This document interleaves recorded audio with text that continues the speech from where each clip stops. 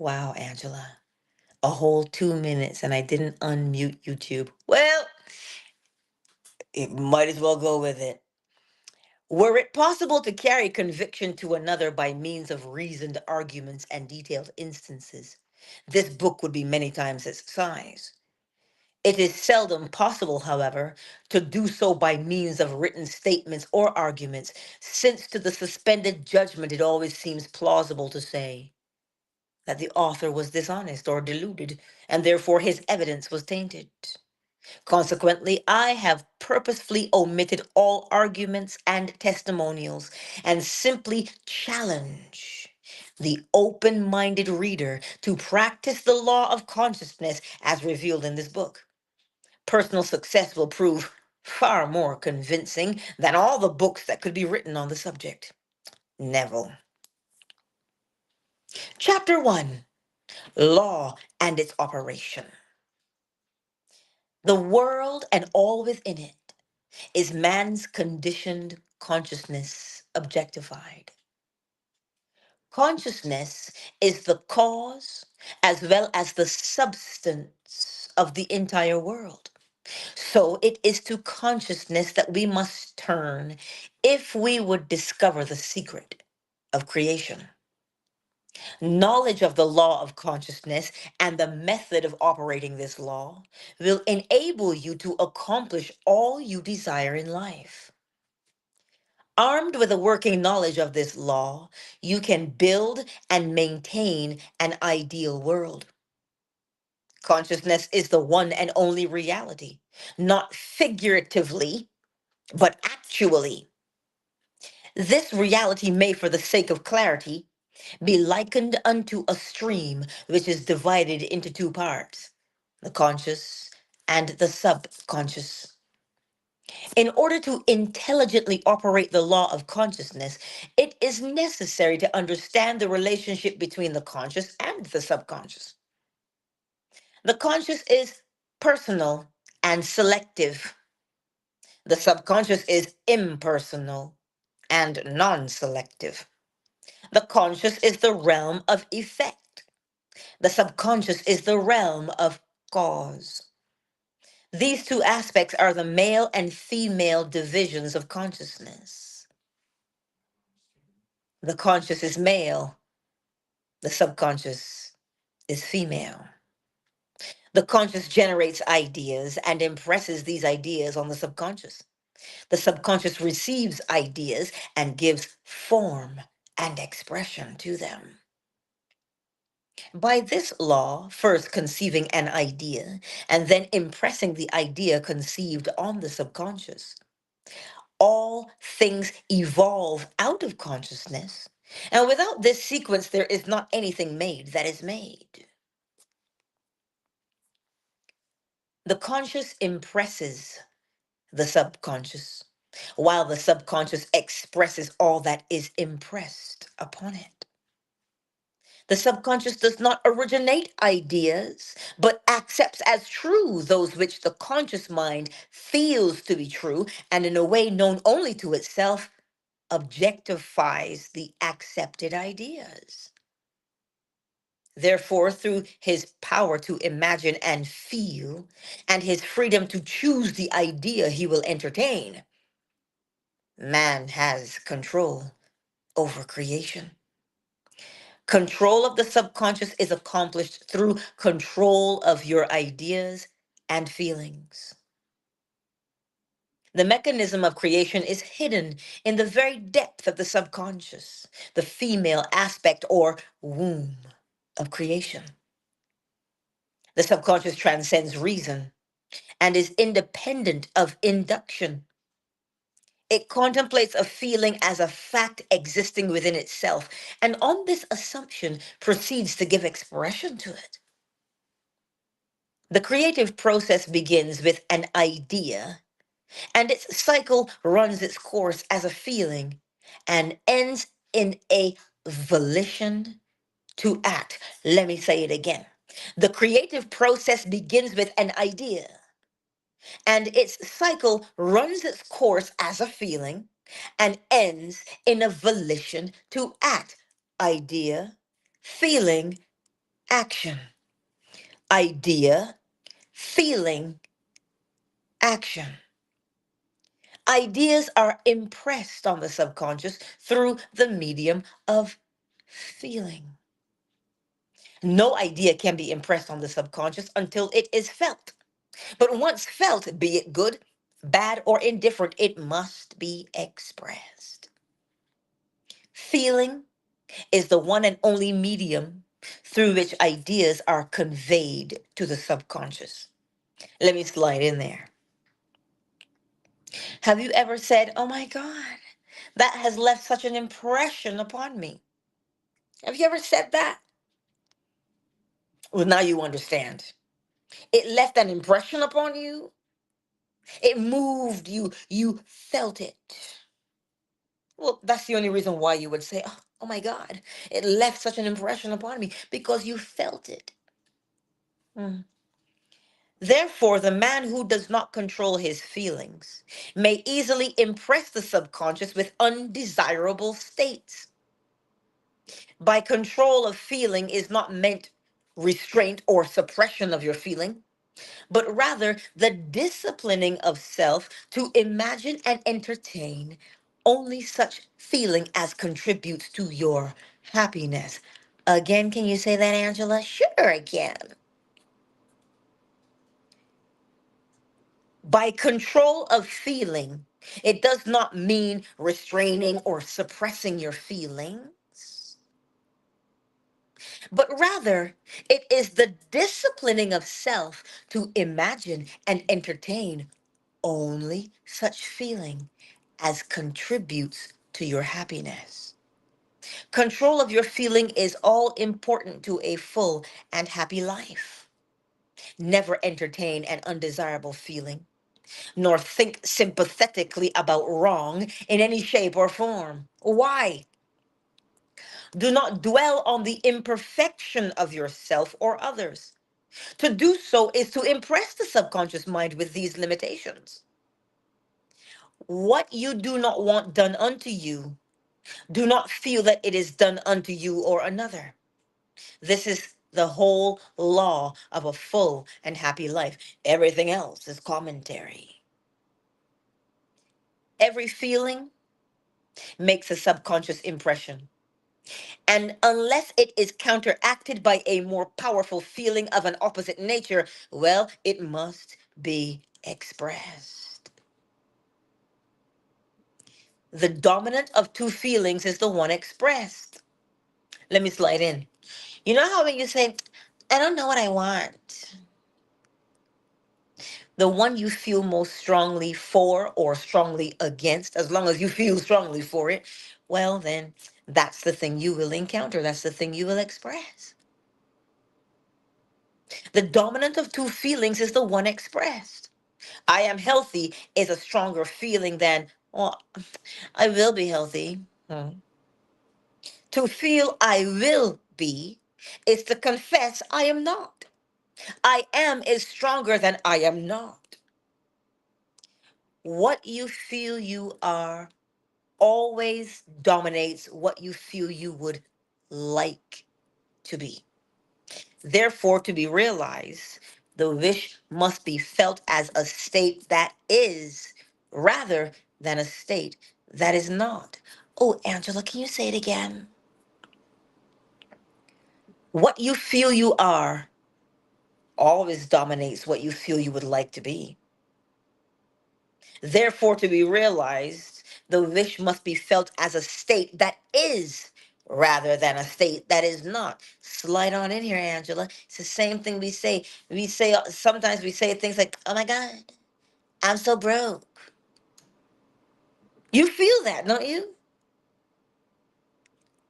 So, what you feel you are is always going to dominate what you would like to be because you feel it. "Oh, I so would love to be rich." That's you telling yourself that you're not because you don't feel rich. So, for the wish to be realized, it must be felt as a state that is rather than a state that is not. Sensation precedes manifestation and is the foundation upon which all manifestation rests. Be careful of your moods and feelings, for there is an unbroken connection between your feelings and your visible world. Your body is an emotional filter and bears the unmistakable marks of your prevalent emotions. Emotional disturbances, especially suppressed emotions, are the cause of all disease. Really? Yes. Yes. See, I studied traditional Chinese medicine, right? In school. And the will has to do with kidneys. Intellect, your ability to think, has to do with spleen. Fear, kidneys. Urinary bladder, I think, is the will. Uh, Liver has to do with anger. The heart has to do with bitterness. The lungs, sadness. See? So any emotion that you suppress for an extended amount of time, you see, we think that when we suppress emotions, we are hiding them from someone. But no, when you feel an emotion, your body has a physiological chemical reaction. I scare you, adrenaline is released inside the body. So if you keep releasing adrenaline over and over and over and over and over and over and over again, you create dis-ease. So emotional disturbances, especially suppressed emotions, are the cause of all dis-ease. To feel intensely about a wrong without voicing or expressing that feeling is the beginning of disease in both body and environment. Do not entertain the feeling of regret or failure, for frustration or detachment from your objective results in disease. Think feelingly only of the state you desire to realize. In other words, we complain a lot, don't we, as people? Oh my God. We complain a lot. But listen to how it feels. Because you'll hear the complaint, but then you'll feel it here. So you're listening, but you're feeling both at the same time. Remember, the thing felt is the thing expressed. So think feelingly only of the state you desire to realize.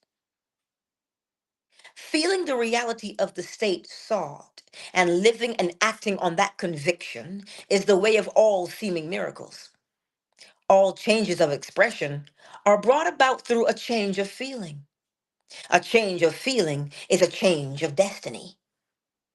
All creation occurs in the domain of the subconscious.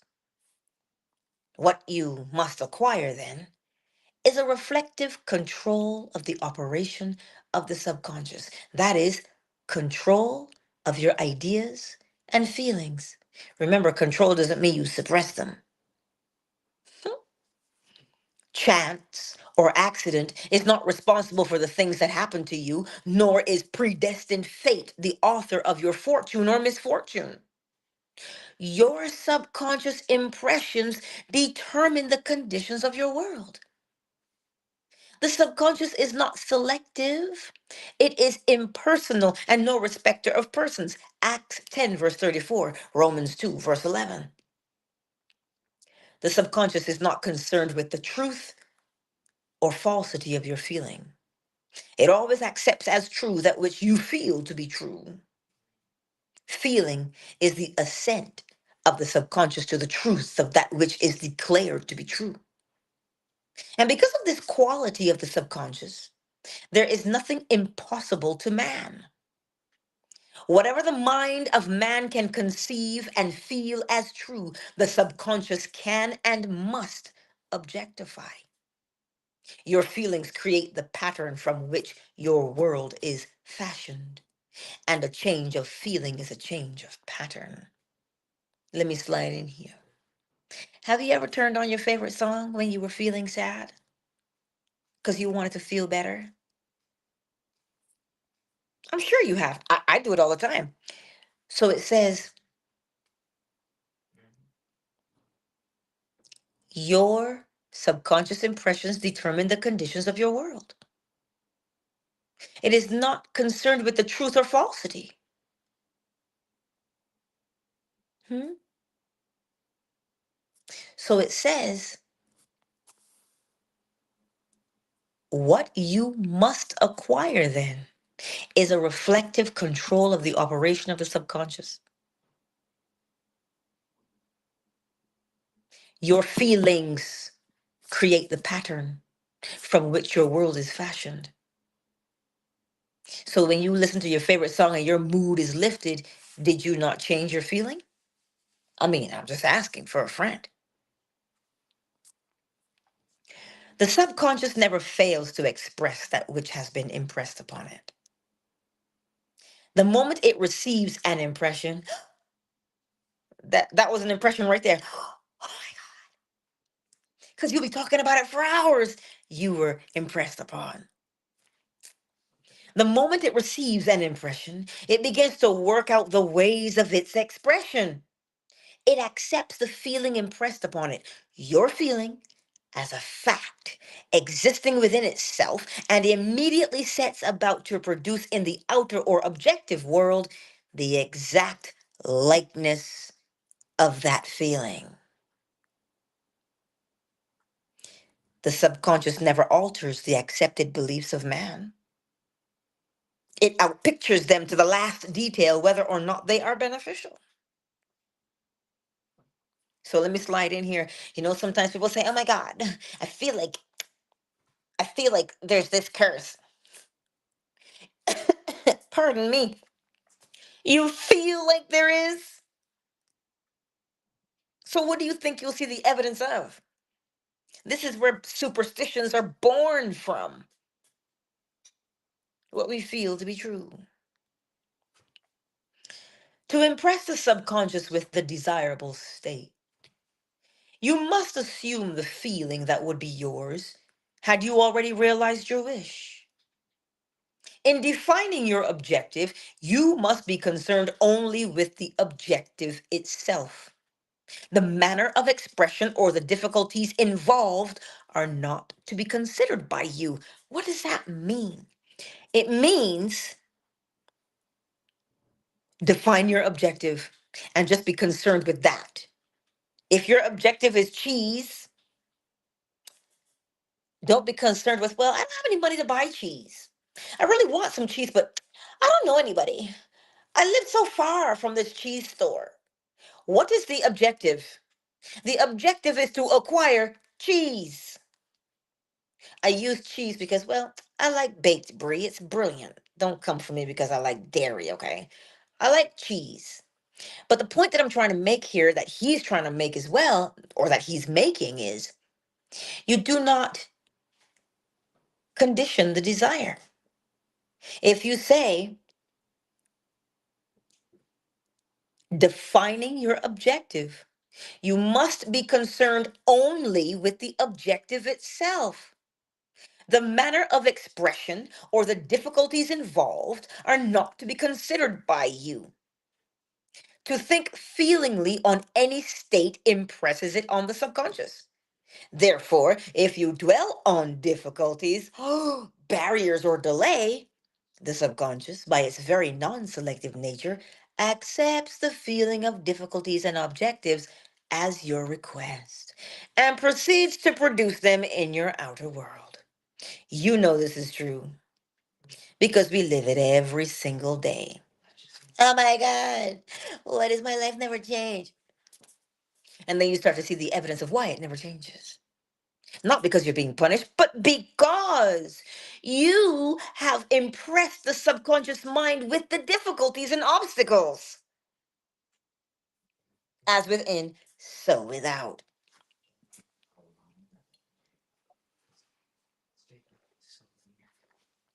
The subconscious is the womb of creation. It receives the idea unto itself through the feeling of man. It never changes the idea received, but always gives it form. Hence, the subconscious outpictures the idea in the image and likeness of the feeling received. To feel a state as hopeless or impossible is to impress the subconscious with the idea of failure. Although the subconscious faithfully serves man, it must not be inferred that the relation is that of a servant to a master, as was anciently conceived. The ancient prophets called it the slave and servant of man. St. Paul personified it as a woman and said the woman should be subject to man in everything. Ephesians 5:24, also 1 Corinthians 14:34, and Ephesians 5:22, Colossians 3:18, and 1 Peter 3 verse 1. All of those verses say the woman should be subject to man in everything. But that is a false statement.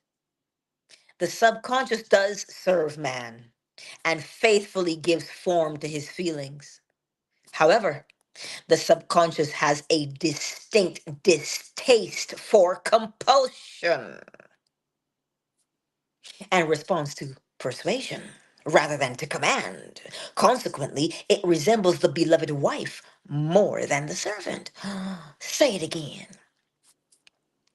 The subconscious mind has a distinct distaste for compulsion and responds to persuasion rather than to command. Consequently, it resembles the beloved wife more than the servant. The husband is head of the wife, Ephesians 5, verse 23. It may not be true of man and woman in their earthly relationship, but it is true of the conscious and the subconscious, or the male and female aspects of consciousness. The mystery to which Paul referred when he wrote, but this is a great mystery. He that loveth his wife loveth himself, and they two shall be one flesh. But that is simply the mystery of consciousness. Consciousness is really one and undivided, but for creation's sake, it appears to be divided into two. Hmm. The conscious, objective, or male aspect truly is the head and dominates the subconscious, subjective, or female aspect.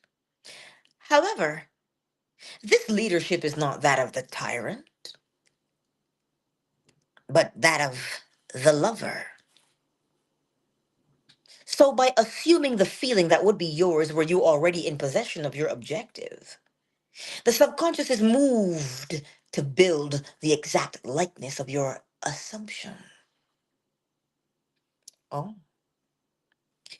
so what does he say? This leadership where the head, the conscious, the male dominates the subconscious or the female is not the leadership of a tyrant, but the leadership of a lover. Now, do you see the difference? But I digress. Your desires are not subconsciously accepted until you assume the feeling of their reality. For only through feeling is an idea subconsciously accepted, and only through this subconscious acceptance is it ever expressed.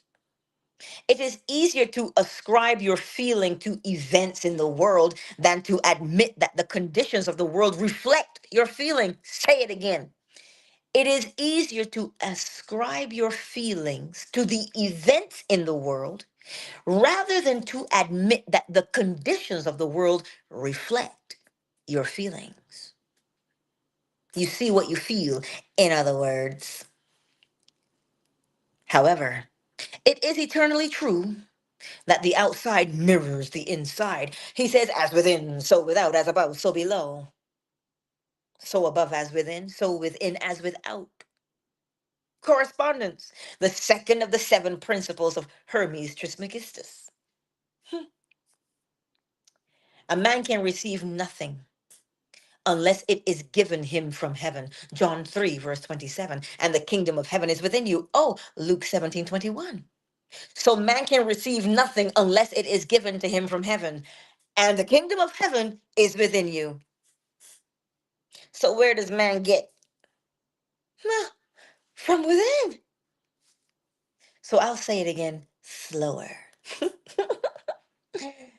A man can receive nothing unless it is given him from heaven. And the kingdom of heaven is within you. Nothing comes from without. All things come from within, from the subconscious. It is impossible for you to see other than the contents of your own consciousness. Your world in its every detail is your consciousness objectified. Objective states bear witness of subconscious impressions. A change of impression results in a change of expression. The subconscious accepts as true that which you feel as true. And because creation is the result of subconscious impressions, you, by your feeling, determine creation. You are already that which you want to be. And your refusal to believe this is the only reason you do not see it. That just made my whole body tingle. I say it this way: I am already that which I want to be. And my refusal to believe it is the only reason why I don't see it. To seek on the outside for that which you do not feel you are is to seek in vain.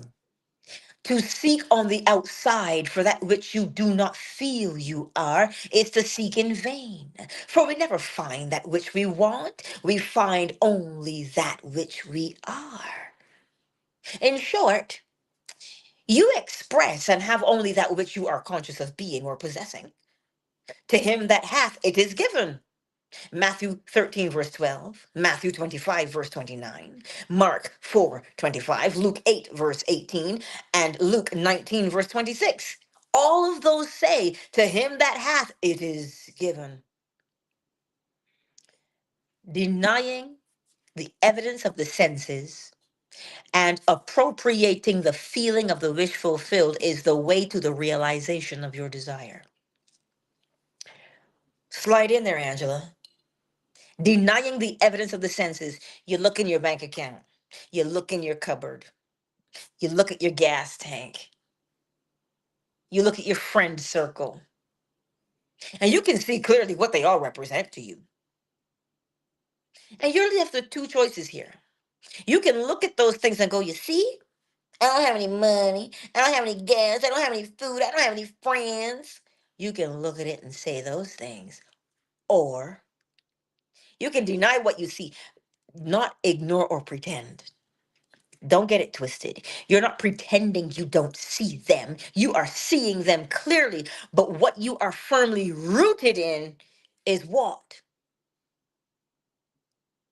The feeling of the wish fulfilled. You say, as within, so without. So what I'm looking at on the outside right now is just what I am on the inside. So a change of impression is a change of expression. So you don't have to pretend. You don't have to ignore. You don't have to fake it till you make it. But you need to be anchored in the principles that say, as within, so without. So let me get right within so that I can see the expression on the outside and be right on the outside too. See? No hocus pocus required. You do it every day. Mastery of self control of your thoughts and feelings is your highest achievement.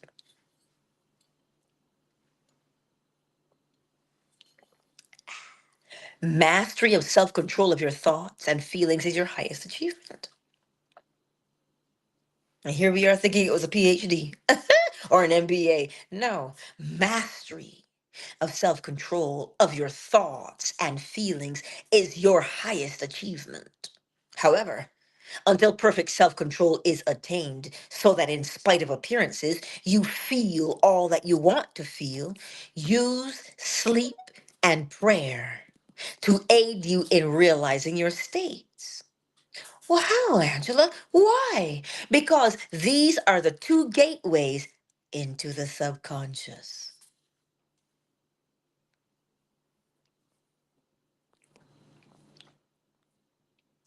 Those are the two gateways into the subconscious.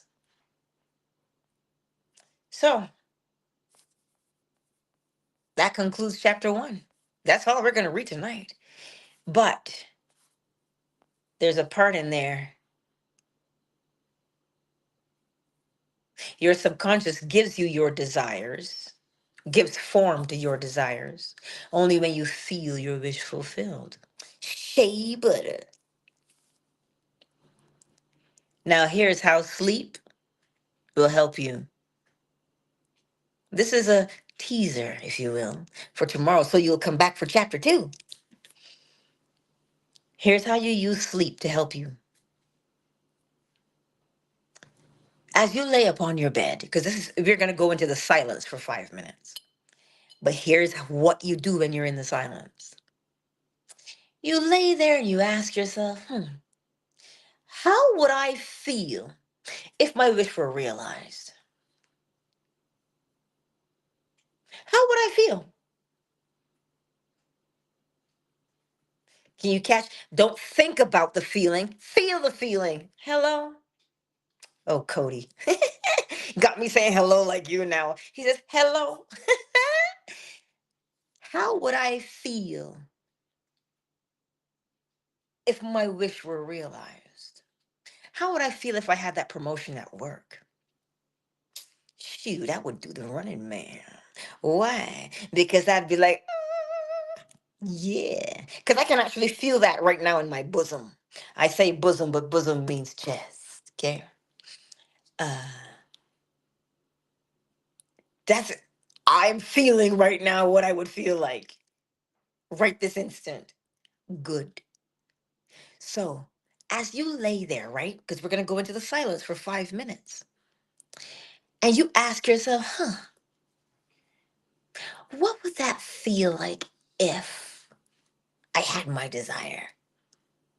Humor me. What would that feel like? I want to feel it.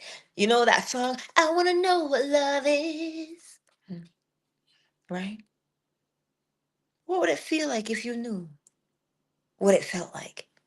What would that feel like? Well,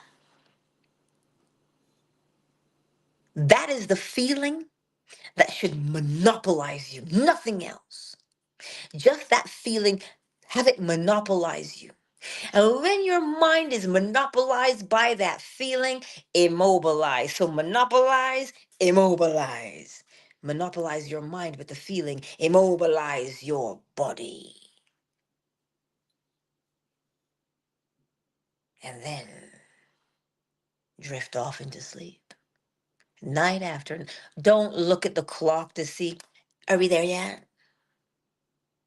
Do I have my desire now? Don't do that. Just monopolize your mind with the thrill because you know what you're doing. You know that you're getting the image inside. And as within, so without. You are impressing your subconscious mind with the why, because a thing felt is the thing expressed. If I say to you right now, think about the person, I don't know, you think about them, they make you smile. My rooster, but I shouldn't say that. My son can hear me. It's not just my Rue, but my son also. You think about the people you love and how they make you feel. Think about how you feel when you listen to your favorite slow jam. Think about how you feel, or think about how it feels when you walk into a room and you know you've got everybody in the palm of your hands. Oh, yes. See that? Ah, immerse yourself in it, in that feeling. And then you lay as still as possible and just have the feeling just overtake you. And you'll fall asleep in that feeling over and over and over again. And then you will get up and you will realize, oh, snap, my life has changed. And when you see it, you'll be like, wait, what? What a coincidence. Don't you dare say what a coincidence. Do you know why it's not a coincidence? Because you were the person who said, I wonder what my life would be like if, and you entertained those feelings. That was you. It wasn't nobody else. It was you. So you can't talk about a coincidence. It's not a coincidence. It was you. So let us go into the silence for 5 minutes. Bring up that feeling in your bosom and just have it spread through your body and have it tingle all over. And then when I come back, I'll call your name. 5 minutes.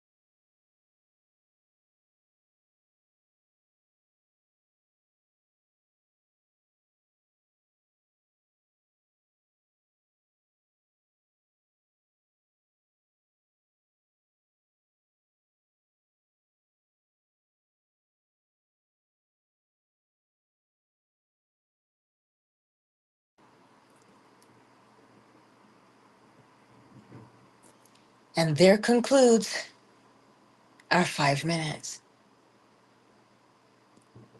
So, what are you going to do? You're going to practice, right?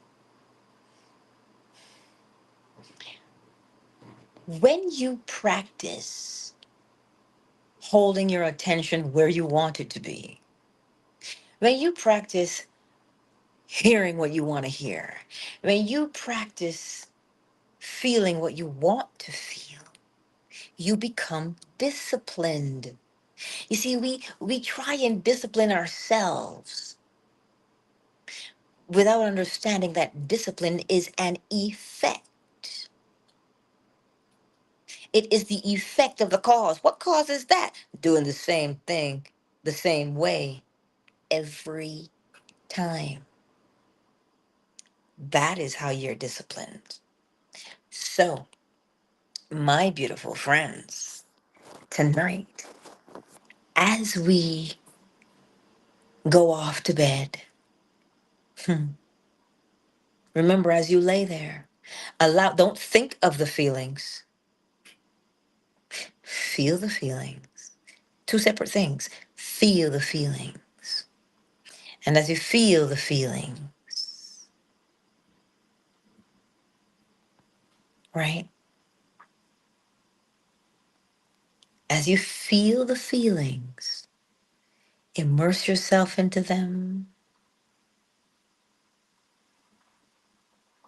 Hmm.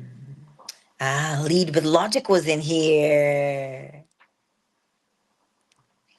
He says, great teaching, Angela. Your reality is your mind turned inside out, is how he says what we just said tonight. Yes, and there's another way to say it, gastrulation, turning the self inside out.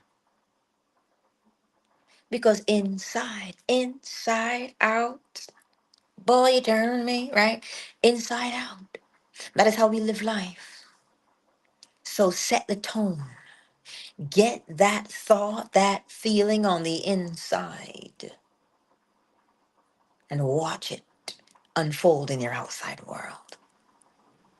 So, 2 minutes of the chime.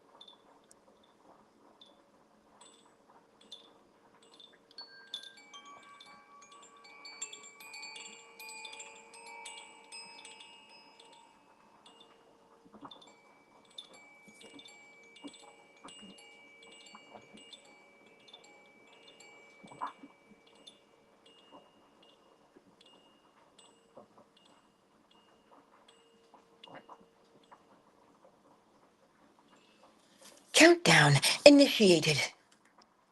5, 4, 3, 2, 1. Practice. Practice the art of focus, concentration, feeling. Mhm. Much love to each and every one of you. Shea butter, baby. Omnipresent. Um, Caden was here, as well as 71 Kristen was here. I see you all on YouTube, Facebook, and Twitch. Hey, Moon and Dolphin Duck, my lovely KZ. I am that deal and Flow Smiles. Twitter, well, you know, Twitter is as Twitter does. So, rest well, my beautiful friends. And you know I will see you on the morrow. And let me tell you a little something.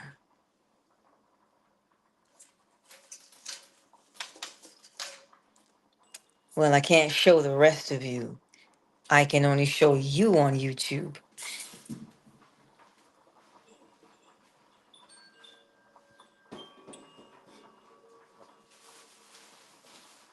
I can only show you on YouTube.